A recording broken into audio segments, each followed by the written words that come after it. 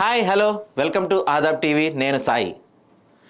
ఈరోజు August 15th వచ్చేసింది. August 15th అంటే అందరికీ 15 ఆగస్టు వేడుకల్లో అందరూ సంతోషంలో మునిగి తేలుతూ ఉంటారు. అటుపక్క కాంగ్రెస్ గవర్నమెంట్ ప్రకటించిన పూర్తి రుణమాఫీ 2 విడతలుగా కానీ రకరకాలుగా కానీ ఏదైనా సరే ఈ రోజుతో కాంగ్రెస్ పార్టీ చెప్పిన విధంగా పూర్తి రుణమాఫీ జరగబోతుంది. సో అటుపక్క తెలంగాణ రైతులు హ్యాపీగా ఉన్నారు, ఓ పక్క స్వతంత్రం వచ్చిన దేశం మొత్తం హ్యాపీగా ఉంది. కానీ ఒక వ్యక్తి మాత్రం నాకు తెలిసి ఈ పాటికి బాధపడుతూ ఉంటారు. ఆయన ఎవరో కాదు, మన హరీష్ రావు గారు.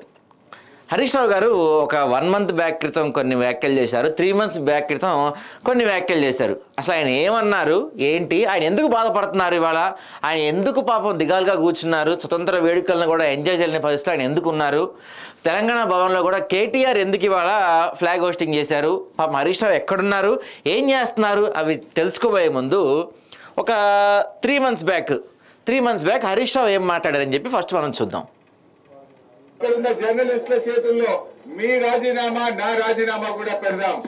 ఆగస్టు 15లోగా ఏకకాలంలో 2 లక్షల రుణమాఫీ 100 రోజుల్లో అమలు చేస్తామన్నాయి బాండ్ పేపర్ల మీద రాసి. ఇది ఒక మాట. ఆ తర్వాత మొన్న ఒక 1 month బ్యాక్ క్రితం ఇంకో మాట అన్నారు.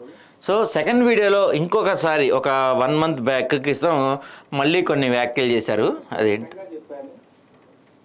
రాష్ట్ర ప్రభుత్వం బాండ్ పేపర్ మీద రాసిచ్చిన 6 గ్యారెంటీలు 13 హామీలు 100 రోజుల్లో చేస్తామని చెప్పిన 13 హామీలను రుణమాఫీని 15 ఆగస్టులోగా చేస్తే నేను రాజీనామా చేస్తానని చెప్పాను.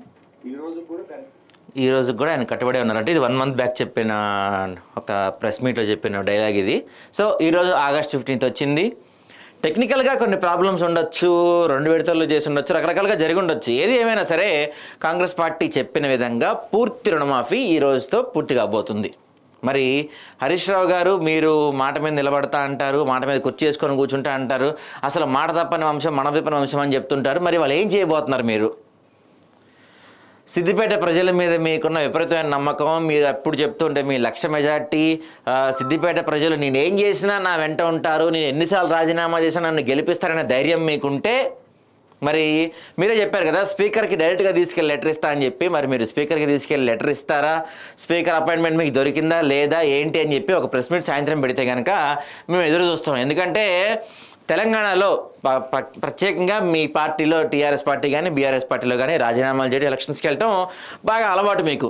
మరి ఈసారి కూడా అదే పందా కొనసాగించబోతున్నారా? మాట తప్పకుండా మరి మీరు రిజైన్ చేయబోతున్నారా? ఏం చేయబోతున్నారు? ఎందుకంటే ఇప్పటికే అసెంబ్లీ ఎలక్షన్స్లో దెబ్బతిన్నారు, తర్వాత పార్లమెంట్ ఎలక్షన్స్లో చావు దెబ్బతిన్నారు. మరి ఇప్పుడు మీరు రాజీనామా చేస్తే బై ఎలక్షన్స్కి వెళ్ళే దమ్ము మీకు కానీ మీ పార్టీకి కానీ ఎంతవరకు ఉంది?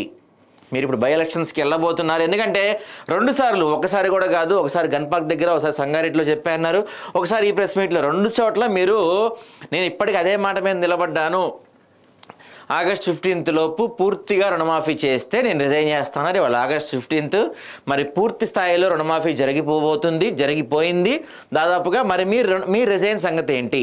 ఇవాళ చేస్తున్నారా, లేకపోతే రేపు స్పీకర్ని కలుస్తారా, అసలు రిజైన్ చేస్తారా చేయరా, లేకపోతే దీంట్లోంచి ఏమన్నా లా పాయింట్లు ఎతికి నేను ఏకకాలం రుణమాఫీ చేయమని చెప్పాను కదా, కానీ 2 విడతల్లో చేశారు కదా అందుకని నేను రిజైన్ చేయట్లేదు, లేకపోతే ఇంకేదన్నా కాకమ్మ కథలు కానీ ఇంకేమన్నా స్టోరీలు కానీ అనే ప్రయత్నం చేస్తారా, లేకపోతే రిజైన్ చేస్తారా?